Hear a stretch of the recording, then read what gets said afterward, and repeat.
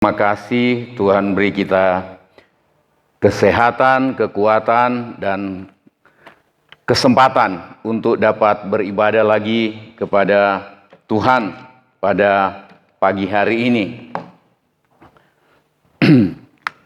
Ya, kita lihat satu tema pagi hari ini karena tema Natal kita dan tema untuk tahun depan kita ambil tema di dalam Filipi 4 ayat yang ke-6.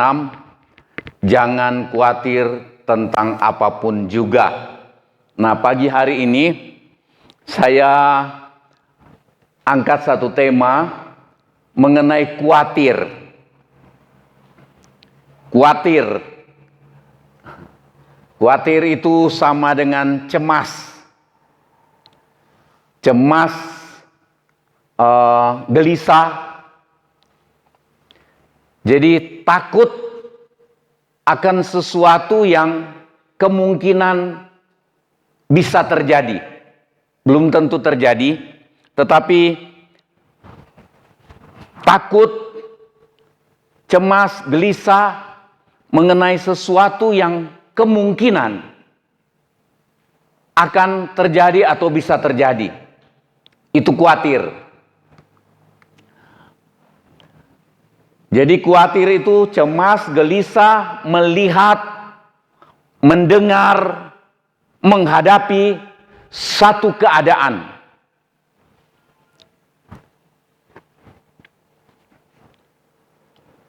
Gelisah, cemas, ketakutan, melihat, mendengar, dan menghadapi satu keadaan. Jadi, dan belum tentu itu menimpa kita, tapi kita sudah khawatir. Itu khawatir. Nah, dan ada beberapa banyak yang menyampaikan soal ini adalah sering apa yang dikhawatirkan itu tidak terjadi. Banyak kali dalam hidup kita yang kita khawatirkan itu tidak terjadi. Tapi kita sudah terguling-guling untuk menunggu sesuatu yang kita anggap akan terjadi. Dan sungguh-sungguh kita tertekan dengan keadaan itu. Nah, jadi itu soal khawatir. Ini pengertian umum saja soal khawatir. Dan di dalam firman Tuhan juga arahnya seperti ini. Nah, khawatir, Amsal 12 ayat 25, kita lihat ayat ini. Boleh baca sama-sama dengan saya. 1, 2, 3. Kekhawatiran dalam hati membungkukkan orang, tetapi perkataan yang baik menggembirakan dia. Nah, kekhawatiran dalam hati bikin hati dak-dikduk, bikin jantung berdetak lebih cepat, khawatir. Firman Tuhan bilang kekhawatiran dalam hati membungkukkan orang, bikin orang jadi bungkuk. Apa maksudnya itu ya? Jadi orang jadi bungkuk, jadi tertekan. Untuk perbandingan, di dalam bahasa Indonesia sehari-hari, saya kutip begini, rasa khawatir mematahkan semangat. Jadi membungkukkan orang rupanya punya pengertian mematahkan semangat. Semangat jadi patah. Jadi ketika seseorang khawatir, dia punya semangat jadi patah. Saya pernah cerita kepada saudara waktu saya masih kecil, ketika ada berita bahwa karena di daerah kami dilanda dengan satu gerakan yang meminta untuk persamaan hak di daerah. Nah, jadi disebut sebagai gerombolan katanya. Jadi kemudian TNI masuk ke daerah kami dan cerita aneh-aneh yang keluar. Katanya, oh, tentara yang datang itu kalau ketemu rakyat, ketemu orang-orang yang dewasa, mereka langsung bunuh atau apa segala macam cerita. Nah, ada orang yang begitu khawatir, ketakutan, sampai kemudian dia gemeter dan kemudian mati karena ketakutan. Tapi belum ada kelihatan tentara yang datang. Kita semua masih ada sembunyi di dalam lubang perlindungan. Ada yang di dalam rumah, ada yang di belakang rumah. Saudara tahu apa yang terjadi? Ketika tentara waktu itu TNI lah datang, mereka bagi-bagikan ke kita mentega, biskuit, nasi kaleng, dan mereka minta direbuskan singkong. Mereka mau makan itu dengan rakyat. Mereka makan itu, mau makan singkong, dan kemudian mereka minta kalau ada kopi, tolong bikinkan kami kopi, kami kehujanan. Nah, itu yang terjadi. Dan tidak pernah terjadi bilang mereka sembeli orang dan seterusnya. Ini Bapak sudah terlanjur mati karena ketakutan. Itu kekhawatiran. Jadi kemudian tidak ada semangat lagi untuk hidup. Jadi sungguh-sungguh ini kekhawatiran sangat merugikan. Jadi yang pertama kita lihat mengenai khawatir ini sangat merugikan kita. Membungkukkan orang, membuat orang patah semangat, itu rugi. Nah, apalagi kayak Bapak tadi itu. Nah, kita lihat Amsal 12 ayat 25 ini mematahkan semangat. Ini khawatir, begitu kita khawatir, semangat kita jadi patah. Semangat jadi, ya, tidak bersemangat. Bahkan untuk bikin keputusan yang baik, merencanakan sesuatu yang baik, itu tidak mampu lagi. Itu ruginya kalau seseorang khawatir. Sangat merugikan kita. Kemudian Amsal 17 ayat 22, kita semua tahu ayat ini. Baca sama-sama boleh? 1, 2, 3. Hati yang gembira adalah obat yang manjur. Tetapi apa? Semangat yang patah mengeringkan tulang.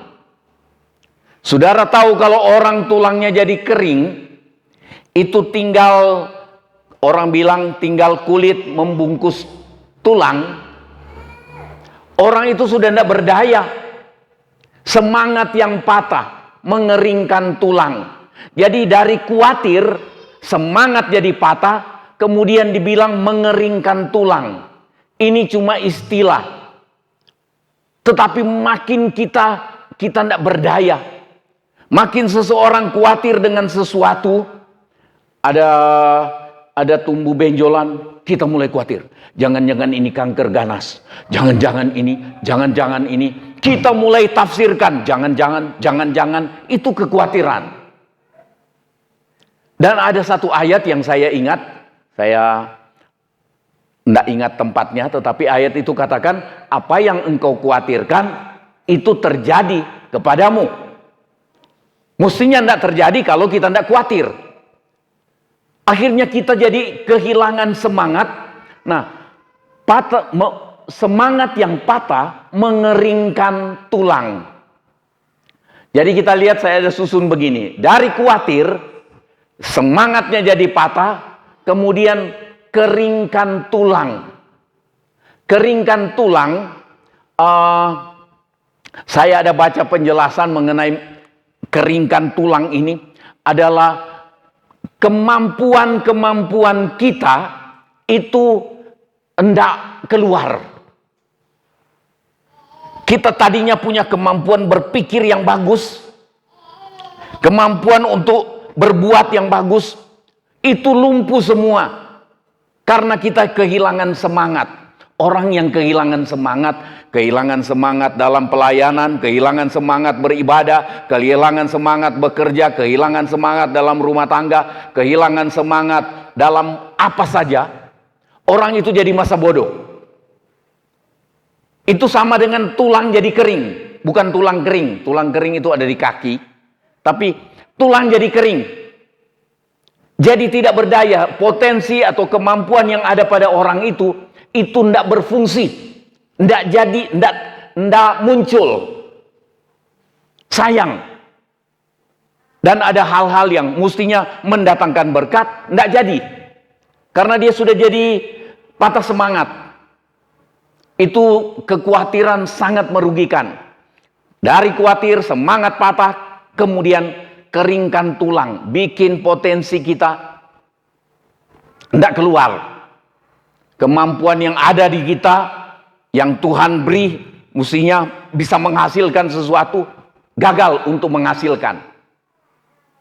Keringkan tulang juga bicara mengenai kegagalan. Sayang, ada hal yang Tuhan rancang untuk keberhasilan kita, tapi begitu kita menyerah dalam kekhawatiran, tertekan dalam kekhawatiran, maka kita gagal.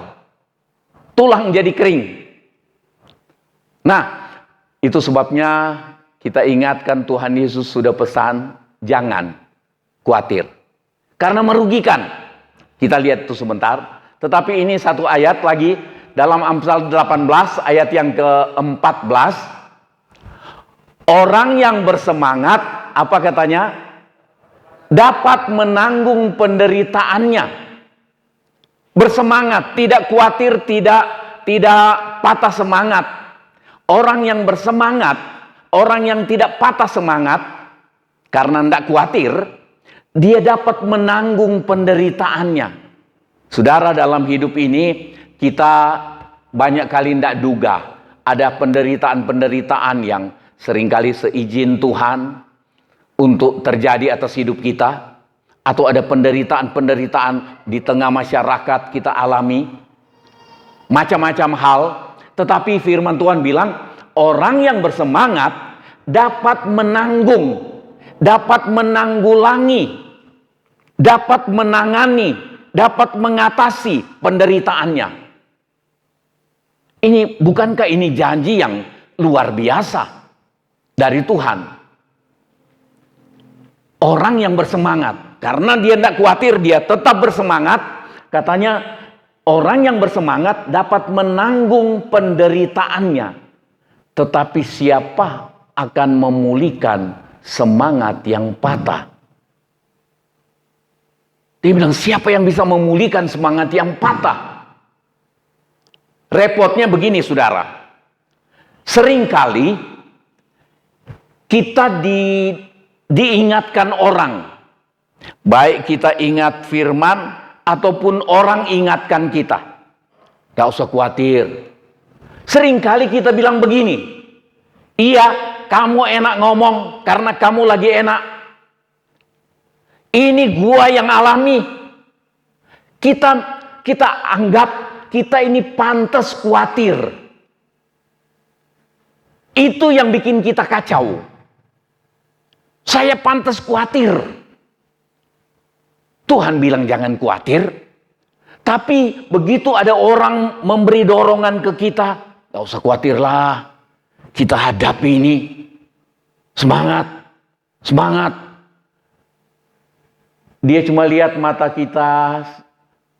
Saya lihat kadang-kadang kalau saya suruh orang semangat, kadang-kadang saya bisa lihat matanya terpancar sepertinya dia ngomong begini. Saya tidak pernah dengar dia ngomong, tetapi saya lihat matanya, wajahnya, sepertinya dia ngomong begini. Enak lu ngomong, lu lagi sehat, lu lagi tidak ada masalah, kamu lagi tenang-tenang, tapi ini aku sudah terancam tidak makan, aku ini kesehatanku sudah seperti ini, kamu dorong kasih semangat. Jadi sepertinya kita anggap kita ini wajar dan pantas untuk khawatir. Banyak kali kan kita dengar istilah itu. Pantas dong, saya khawatir. Keadaan sudah seperti ini. Seringkali kita lupa, abaikan firman Tuhan bahwa Tuhan bilang jangan khawatir. Kenapa? Karena memang merugikan kita. Nah, kita lihat ini untuk dorong kita pasal 18 ayat 14 ini, kita bersemangat dapat menanggung penderitaan, menanggung banyak persoalan. Kita tetap bersemangat. Amin. Tetap bersemangat. Caranya jangan khawatir. Saya seringkali sampaikan kepada saudara, kalau saya dalam keadaan sakit, contoh sakit saja, dalam keadaan sakit, saya mulai khawatir, apa langsung sembuh? Langsung sembuh dengan khawatir? Enggak, sudah pasti tidak. Kekhawatiran enggak akan membuat saya sembuh. Nah, kalau saya enggak khawatir, kemudian enggak juga sembuh, dengan tidak khawatir, hati saya tenang. Katanya, dengan tidak khawatir, saya bersemangat untuk dapat menanggung penderitaan. Dengan tidak khawatir, saya bersemangat untuk menanggung keadaan sakit saya, sambil berusaha untuk kesembuhan. Tapi waktu seseorang sakit, waktu misalnya contoh saya sakit, kemudian saya khawatir, semangat saya patah. Dan saya tidak mampu menanggung penderitaan. Dan tidak mampu mikir lagi yang baik. Tidak mampu mikir yang baik. Ada orang begitu dikasih obat, dia bilang dia sudah tidak mau. Suruh makan, dia sudah tidak mau. Ya memang tinggal tunggu mati. Putus asa. Tapi coba dia berusaha. Memang agak sulit makan. Tapi saya mau berusaha makan. Siapa tahu masih bisa hidup. Itu semangat. Ada orang yang dia begitu usahanya hancur sama sekali. Sudah sepertinya tidak ada harapan untuk tertolong. Tapi ketika dia tidak khawatir, tentunya sambil dia berdoa, memohon campur tangan Tuhan. Tetapi begitu dia tidak khawatir, dia tetap punya semangat menghadapi kesukaran itu. Dan di dalam penyerahan dirinya terjadi hal yang kita sering nyanyikan. Kau selalu punya cara. Kau selalu punya cara untuk menolongku. Waktu saudara alami sesuatu dan mengkhawatirkan, nyanyi saja itu. Amin. Kau selalu punya cara untuk menolongku. Entah cara bagaimana, pasti kalau cara dari Tuhan, cara yang legal, cara yang halal, bukan cara yang haram, bukan cara yang ilegal. Tuhan selalu punya cara untuk menolong. Dia selalu punya cara. Banyak cara dia untuk menolong kita. Nah, kemudian yang kedua, kita lihat cara menghadapi kekhawatiran. Sederhana, saya bikin pendahuluan ini untuk tema kita mengenai jangan khawatir. Yang kedua kita ambil pagi hari ini mengenai khawatir, cara menghadapi kekhawatiran. Kita ingat ayat yang sangat terkenal. Boleh baca sama-sama dengan saya Matius 6 ayat 31 dan 32. Sebab itu janganlah kamu khawatir dan berkata, apakah yang akan kami makan? Apakah yang akan kami minum? Apakah yang akan kami pakai? Semua itu dicari bangsa-bangsa yang tidak mengenal Allah. Maksudnya begini, bangsa-bangsa yang tidak mengenal Allah pun itu cari makan, minum, pakai. Dan kita wajar itu kita butuh. Nah, semua dicari bangsa-bangsa yang tidak mengenal Allah. Akan tetapi, baca yang biru sama-sama, 1, 2, 3. Bapamu yang di sorga tahu bahwa kamu memerlukan semua itu. Pantas khawatir? Pantas khawatir? Enggak. Sangat tidak pantas kita khawatir kalau kita lihat janji Tuhan ini. Ini yang ngomong Tuhan Yesus. Jadi Tuhan Yesus itu begini. Dia bilang jangan khawatir, tetapi dia beri jaminan. Jaminannya apa? Suruh kita jangan khawatir. Jaminannya adalah Bapamu yang di sorga. Saudara tahu Bapa di sorga, dia adalah Allah pencipta langit dan bumi. Cuma ngomong semua bisa jadi. Kita ingat cara Tuhan memelihara orang Israel. Perjalanan 40 tahun di padang gurun. Tiap pagi ada roti, ada mana, ada embun turun dari langit dan membeku. Bukan membeku, menjadi padat dan jadi roti. Katanya rotinya enak. Belum pernah kita rasa roti itu. Nah, katanya roti itu enak. Mereka bisa bakar, mereka bisa goreng. Tuhan pelihara dengan cara luar biasa. Kita ingat Elia, masa kelaparan sekian tahun di Israel. Tuhan bilang pergi sembunyi di sungai Kerit karena Raja Ahab terus cari-cari untuk tangkap Elia. Sembunyi.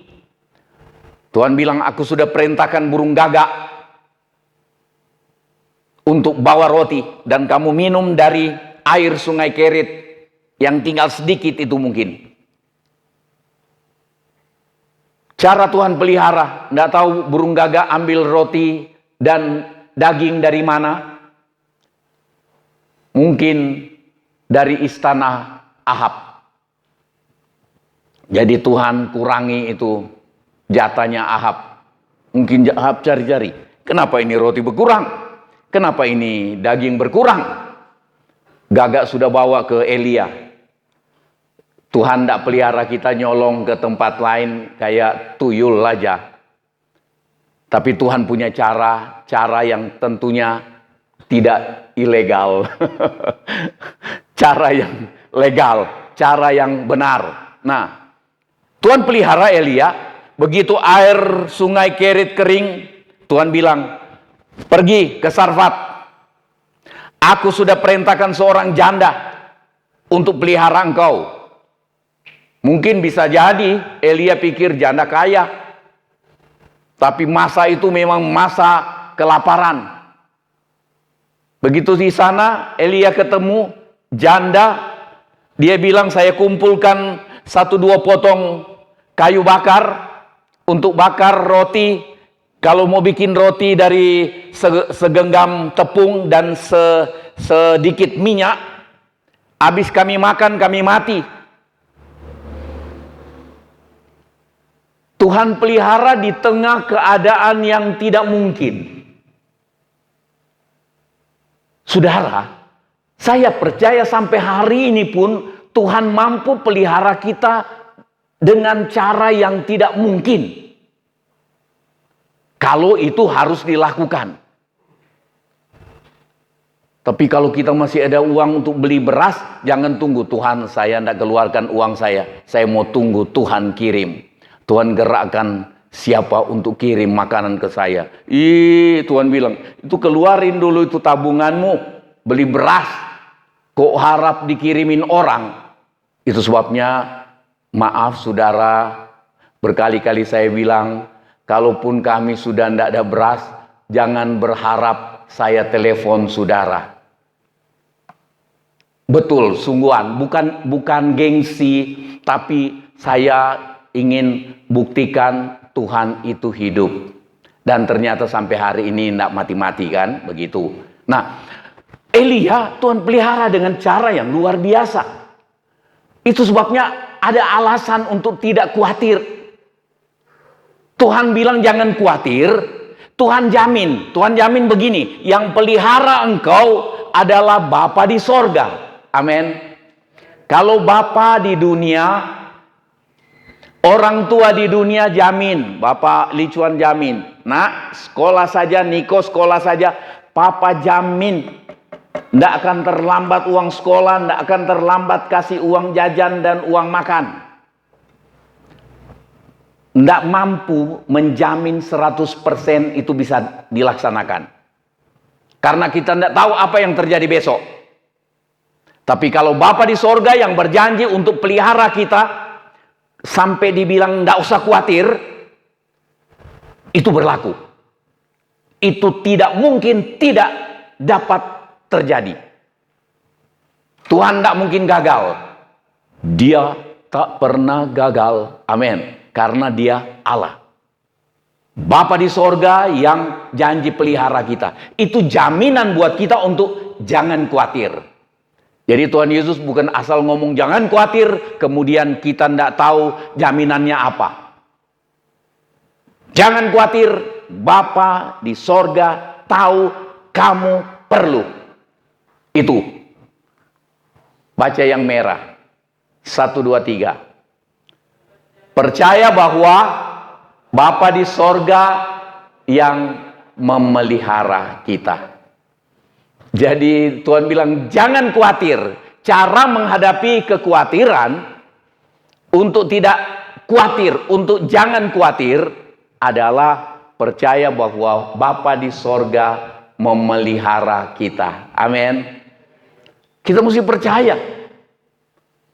Begitu kita tidak percaya, begitu kita bimbang, Kitab Yakobus katakan kalau kamu bimbang, kurang percaya, maka jangan harap kamu menerima apapun juga dari Tuhan. Itu sebabnya banyak orang gereja kecewa. Mulutnya bilang saya percaya Tuhan akan pelihara gini-gini, tapi hatinya ragu-ragu. Mulut dan hati tidak seragam. Mulut dan hati tidak sejalan. Tuhan bilang kalau di dunia ini ada 2 orang sepakat, apa yang dia minta itu terjadi. Kalau mulut dan hati sepakat, mulut dia mengaku saya percaya Tuhan sanggup, dan hatinya juga hendak bimbang, maka apa yang dia minta itu hal yang tidak mungkin pun itu bisa terjadi. Asal memang itu kebutuhan yang Tuhan tahu kita butuh memang. Jadi saudara, kita lihat percaya bahwa Bapa di sorga pelihara. Percaya. Kitab Mazmur katakan, berbahagialah orang yang percaya kepada Tuhan. Seringkali kita cuma ucapkan percaya, tetapi hati kita sebenarnya ragu-ragu. Apa sanggup? Apa Tuhan mau bantu? Kita tahu Tuhan, dia mampu dan mau. Amin. Kecuali ada dosa yang memisahkan kita dengan Tuhan. Kitab Nabi Yesaya katakan, tangan Tuhan tidak kurang panjang untuk menolong, telinga Tuhan tidak kurang tajam untuk mendengar, dan apa lagi? Tetapi yang menjadi pemisah antara engkau dan Allahmu adalah kejahatan. Ketidakpercayaan itu sebenarnya kejahatan. Kita ragukan Tuhan yang Maha Kuasa itu. Itu kejahatan sebenarnya. Itu sebabnya Yakobus bilang, kitab Yakobus bilang, kalau kita bimbang, kita kurang mempercayai kemampuan Tuhan untuk menolong, memelihara kita, maka jangan harap katanya kamu terima sesuatu apapun dari Tuhan. Itu sebabnya kita jadi orang yang menjadi orang yang gigit jari. Kalau lain ditolong, saya tidak. Nyanyilah dia. Kalau lain ditolong, saya. Oh enggak juga. Saya tidak. Mestinya saya juga. Percaya Tuhan perhatikan kita. Masih ada satu ayat pendukung. 1 Petrus 5 ayat 7.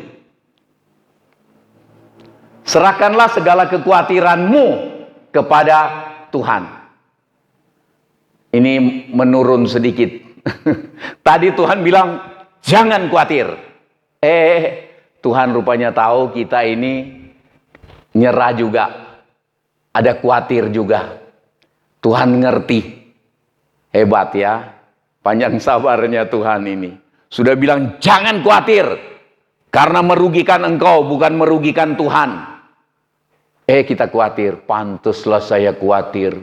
Masalah saya, terlalu besar. Sampai Tuhan yang besar itu pun masih lebih besar masalah saya. Akhirnya kita kurang percaya dan kita nyerah untuk khawatir. Tetapi 1 Petrus 5 ayat 7 langsung kita dengar, serahkanlah segala khawatirmu kepadanya, kepada Tuhan, kepada Bapa di sorga yang memelihara kamu. Sebab Ia yang memelihara kamu. Waktu saudara khawatir, ingat ayat ini. Serahkan khawatir kepada Tuhan, sebab Dia, Bapa di sorga, yang memelihara kamu. Tuhan yang pelihara. Terjemahan lain katakan, terjemahan lama katakan, Dia yang memperdulikan. Memperdulikan. Itu memperhatikan dan mau bertindak untuk menolong. Itu mempedulikan kita. Dia yang memelihara kamu. Baca sama-sama yang biru itu besar. Percaya bahwa Tuhan yang pelihara kita. Ku tahu Bapa apa? Peliharaku. Dia baik, Dia baik. Apa cuma nyanyi? Waktu kita bilang, ku tahu engkau peliharaku. Nyanyian tua katakan cuma beberapa kata. Dia peliharaku. Nggak tahu Ibu Guat masih tahu nyanyian ini apa? Dia peliharaku. Di senang atau susah. Dia peliharaku. Cuma berapa kata. Tapi Dia pelihara. Tuhan pelihara karena Dia peduli dengan saudara dan saya. Ini jaminan dari apa yang Tuhan Yesus bilang, jangan khawatir. Tapi ketika kita diberi jaminan bahwa Bapa di sorga mempedulikan kita, yang memelihara, yang tahu bahwa kita perlu, kita masih tetap khawatir. Ada 1 Petrus 5 ayat 7. Waktu engkau khawatir, masih khawatir juga, masih mengkhawatirkan keadaan, Tuhan bilang, bawa sini khawatirmu. Ada kesempatan, bawa ke sini khawatirmu. Apa jaminannya? Karena Dia yang memelihara kamu. Mestinya ini sudah. Kalau saudara setelah khawatir dan tidak mau serahkan khawatir kepada Tuhan, masih terus khawatir, sudah tidak ada lagi yang jadi jaminan buat saudara dan saya. Tanggung sendiri. Karena Tuhan sampai di sini. Jangan khawatir, masih khawatir. Padahal Bapa di sorga yang pelihara masih juga khawatir. Tuhan bilang, oke, langkah kedua, tapi langkah agak menurun. Serahkan. Datang serahkan khawatir, karena aku yang pelihara engkau. Kalau saudara dan saya juga tidak percayai soal ini, untuk serahkan khawatir, kita pegang terus kekhawatiran, maka kita jadi orang yang sial seperti tadi. Alami hal yang merugikan. Tulang jadi kering, semangat jadi patah. Dan kita tertekan dengan apa yang kita khawatirkan, yang belum tentu terjadi. Kalau kita sedang dalam kekurangan atau sedang dalam keadaan sakit, dengan khawatir kita tidak sembuh, dengan khawatir kita tidak tiba-tiba alami kecukupan atau kelimpahan. Tetapi dengan percaya bahwa Dia yang pelihara saya, entah bagaimana caranya memelihara, terserah Tuhan yang paling tahu bagaimana caranya, kita percaya itu. Maka kita tenang jalani hidup ini. Memang orang yang mempercayai Tuhan untuk mengatasi kekhawatiran, memang cuma orang yang mendekatkan diri dengan Tuhan. Orang yang cari Tuhan dengan tulus. Itu sebabnya berkali-kali saya katakan kepada saudara, datang ibadah dengan tujuan senangkan Tuhan. Bukan datang ibadah mau cari senang.